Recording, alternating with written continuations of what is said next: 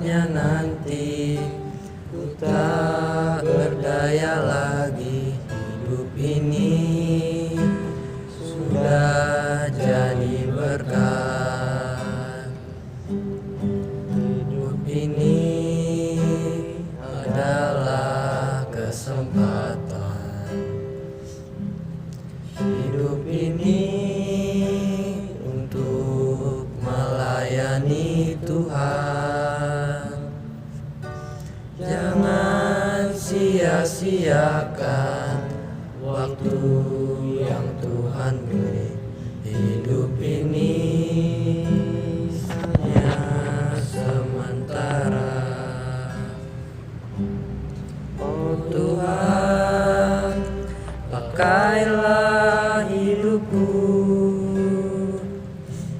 selagi aku masih kuat.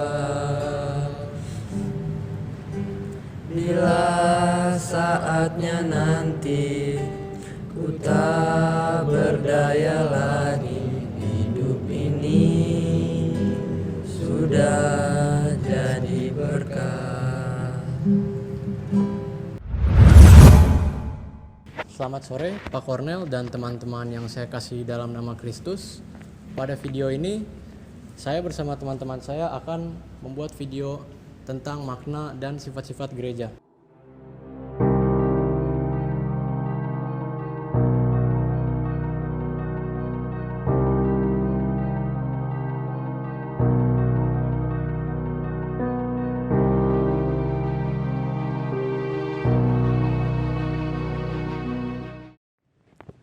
Orang non-Katolik berpandangan bahwa gereja hanyalah tempat beribadah umat Kristiani. Namun, bagi mereka yang menjadi anggota gereja, gereja dimaknai sebagai umat Allah, yaitu paguyuban orang-orang yang beriman, yang telah dipilih oleh Allah. Sebagai anak-anak Allah, semuanya mempunyai martabat yang sama dalam pembaptisan. Tidak ada umat kelas VIP, semua anak Allah, baik awam, imam, biarawan-biarawati, para tokoh maupun umat, semuanya berjalan bersama berjarak menuju Bapa. Semuanya ikut ambil bagian dalam pembangunan jemaat. Dalam gereja Katolik, ada yang disebut dengan kaum hierarki atau penggembala gereja. Nah, kaum hierarki inilah yang memperoleh jabatan suci dalam gereja. Hierarki itu mempunyai 3 tingkatan, yaitu episkop atau uskup, presbiter atau imam, dan diakon. Mereka mempunyai tugas untuk mengembalakan domba-domba Kristus. Para rasul merupakan hierarki pertama yang ditunjuk Kristus. Dalam peristiwa Pentakosta, Allah Tritunggal turun atas hati para rasul sehingga membuat semangat mereka berkobar-kobar dan membuat perasaan takut mereka menjadi berani. Mereka mengajar di banyak tempat sehingga umat bertambah banyak seiring waktu, seperti yang ditulis berdasarkan Kisah Para Rasul bab 24 ayat 41. Orang-orang yang menerima perkataannya itu memberi diri dibaptis, dan pada hari itu jumlah mereka bertambah kira-kira 3.000 jiwa. Umat kian bertambah, sehingga para rasul menabiskan diakon dalam upaya mewartakan Injil.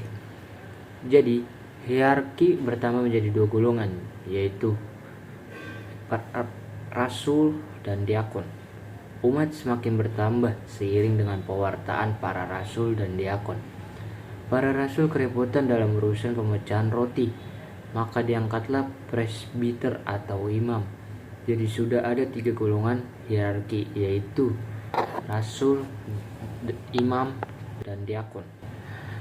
3 golongan tersebut membuat umat semakin banyak.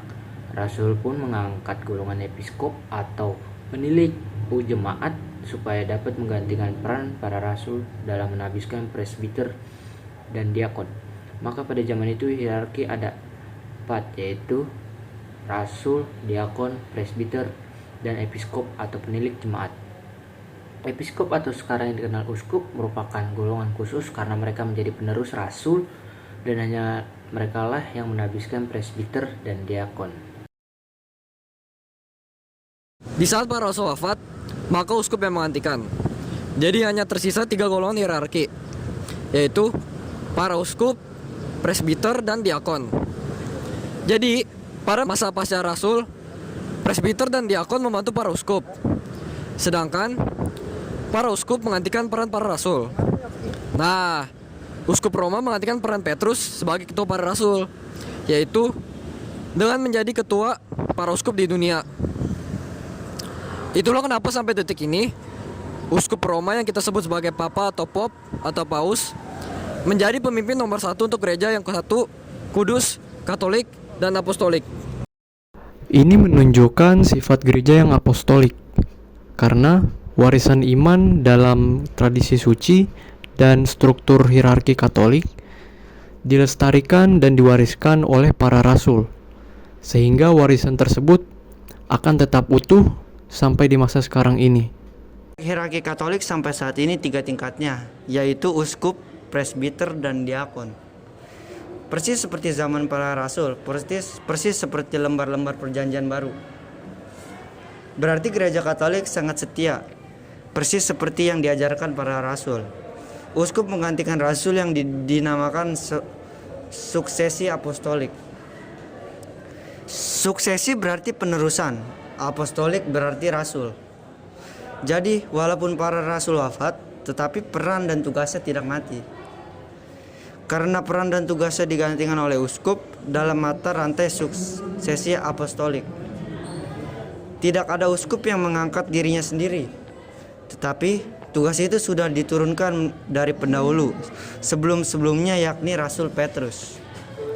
Jadi, tradisi suksesi apostolik akan terus berkesinambungan. Contohnya, uskup Roma, Paus Fransiskus yang sampai sekarang meneruskan Rasul Petrus dan akan terus berlanjut sampai uskup-uskup Roma berikutnya.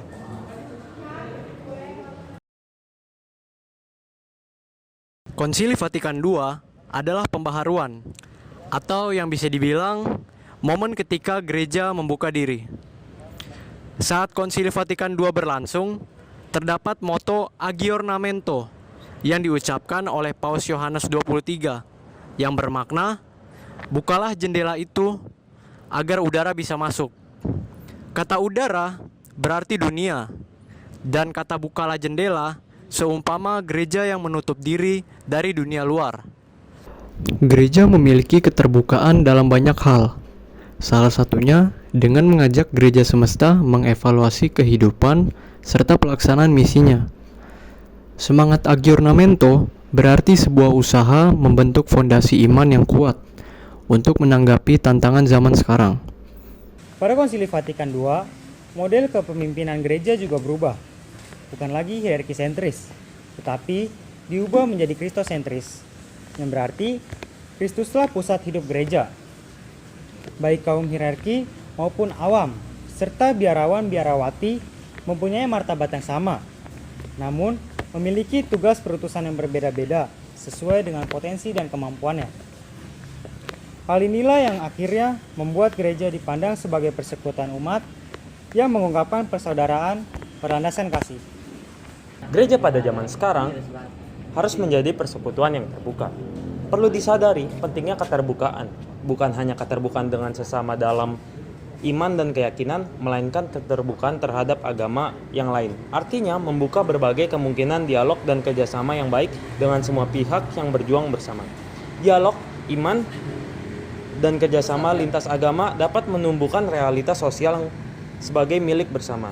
Dialog kehidupan dan karya yang dikembangkan dapat menjadi tempat kerjasama dalam menyikapi persoalan-persoalan kemanusiaan dan sosial kemasyarakatan, demi memajukan semua manusia ke taraf yang lebih manusiawi dan luhur.